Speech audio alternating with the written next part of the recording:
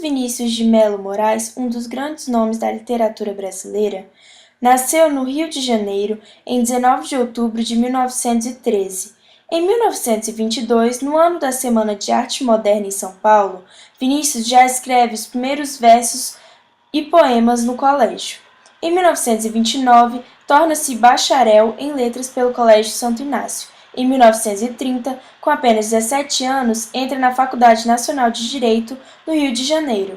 Lá conhece um grupo de intelectuais que marcaria definitivamente sua vida. No Caju, o Centro Acadêmico de Estudos Jurídicos e Sociais, Vinícius convive com mestres como Otávio de Faria e Santiago Dantas, além de companheiros como Américo Lancobe, Hélio Viana, Plínio Doyle, Chemonte de Miranda e Antônio Galotti. Em 1932, publica pela primeira vez um poema de sua autoria na revista A Ordem. Em 1933, forma-se em Direito e, estimulado pelo escritor Otávio de Faria, consegue publicar seu primeiro livro de poemas, O Caminho para a Distância.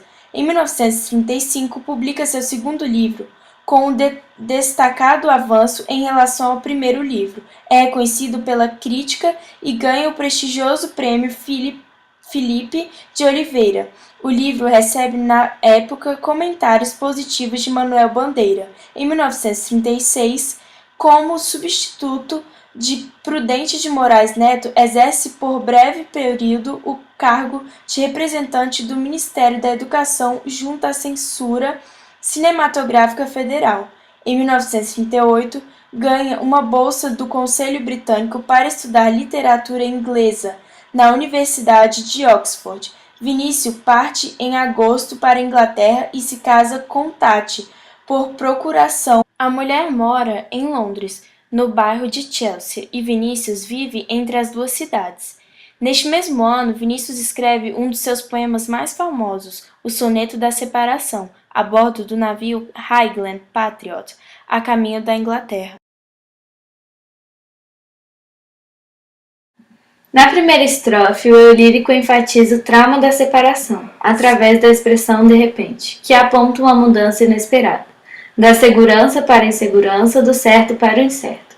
A antítese, figura de linguagem que expressa a oposição de ideias, quando citado riso, pranto, estabelece a contradição entre o passado e o presente. Passado quando tudo era bom e o presente que é ruim. Vinícius também emprega outras figuras de linguagem, com a comparação. Silêncio e branco com a bruma, imagem de algo que se dispersa com a palavra espuma. Na segunda estrofe, o eu lírico vivencia um conflito que atinge seu ápice em um determinado momento do poema, no oitavo verso. E do momento imóvel fez-se o drama. Drama, palavra que mostra esse clímax. A palavra chama, citada no poema, simboliza a sensualidade e o fim do amor, do ir e vir das relações amorosas e intensas, mas não eternas.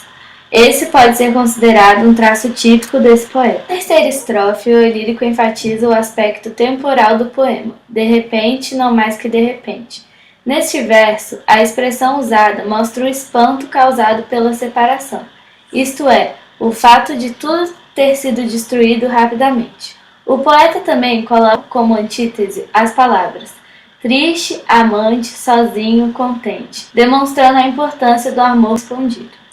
Na quarta estrofe, o eu lírico mostra o tormento e a impotência diante de um fato consumado. Sem o amor, perdem-se o sentido e a direção da vida. Fez-se da vida uma aventura errante. O uso de um único tempo, pretérito perfeito do indicativo, representado pelo verbo fazer, mostra que o fato separação já ocorreu. Portanto, é uma ação acabada e sem volta.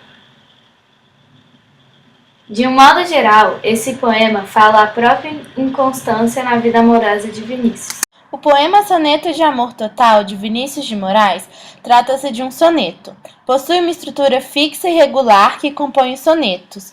É formado por 4 estrofes, totalizando 14 versos, sendo 2 quartetos, que é a estrofe de 4 versos, e 2 tercetos, que é a estrofe de 3 versos. Possui 10 sílabas poéticas em cada verso. O soneto tem sua voz centrada em um eu que exprime seus sentimentos em um tempo imediato, Todos os verbos estão conjugados no presente e são usados para atribuir ao amor descrito de ações essencialmente humanas. Na primeira estrofe, a gente pode observar um jogo de contraste entre a alegria e a tristeza.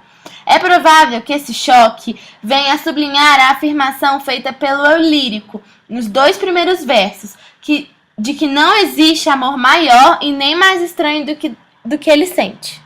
Na segunda estrofe, encontramos um pouco de contradição em presente na saudade, presente algo atual e saudade algo distante. O mesmo acontece com eternidade e a cada instante. Eternidade que remete ao longe e a cada instante que remete ao que está sendo vivido, sugerindo um amor vivo no presente e no futuro. Já a terceira estrofe apresenta um amor animal, irracional, cheio de desejo carnal, um amor obsessivo. Podemos perceber no primeiro verso da última estrofe que o amor do autor é um amor de desejos, um amor de pouco tempo, ou seja, um amor com muito sexo. No último verso, hei de morrer, de amar mais do que pude, leva a crer em um amor intenso até a morte, morrer de amor ou intensidade sexual na intimidade até o desgaste físico.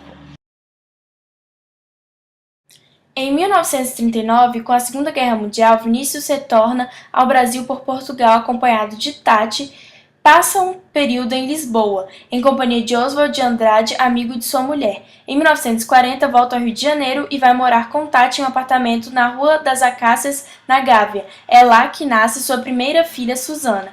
Neste mesmo ano, ele passa uma longa temporada em São Paulo, se aproximando de Mário de Andrade e do grupo de jovens intelectuais que fundariam no ano seguinte a revista Clima. Em 1942, nasce o seu segundo filho e único homem, Pedro. Em 1946, assume seu primeiro posto diplomático como vice-consul em Los Angeles, Estados Unidos. Viaja em junho na companhia do amigo Fernando Sabino. Em 1953, no ano em que nasce sua terceira filha, Georgiana, Vinícius passa a assinar o correio sentimental do semanário Flam de Samuel Weiner. Em 1956, no ano em que nasce sua quarta filha, Luciana, ele consegue uma licença-prêmio do Itamaraty e retorna ao Brasil por breve período para encerrar sua peça Orfeu da Conceição. Em 1958, sofre um grave acidente de automóvel em Petrópolis, porém sem maiores consequências. Muda-se para Montevidéu com sua nova mulher, Maria Lúcia Proença.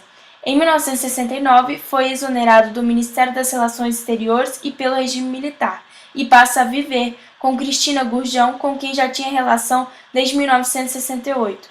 Em 1970, o ano em que iniciou a parceria de Vinícius com Toquinho, nasce Maria, sua quinta filha. Em 1979, a convite do então líder sindical do ABC paulista, Luiz Inácio Lula da Silva, lê uma assembleia seus poemas no Sindicato dos Metalúrgicos de São Bernardo. Dentre os poemas, uma aclamada recita de O Operário em Construção. Neste mesmo ano, voltando de uma viagem à Europa, sofre um derrame decorrente de sua diabetes. Em 1980, mesmo passando por dificuldades com sua saúde, lança com Toquinho pela gravadora Ariola seu derradeiro disco Um Pouco de Ilusão.